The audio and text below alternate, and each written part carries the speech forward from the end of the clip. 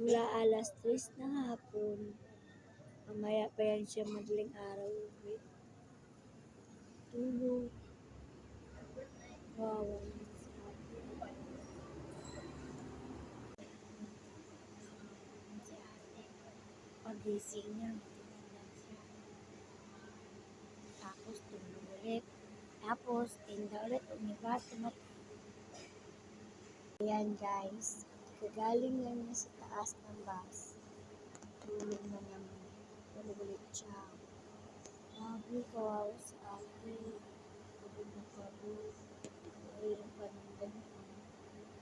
Jabol siya sa bus din.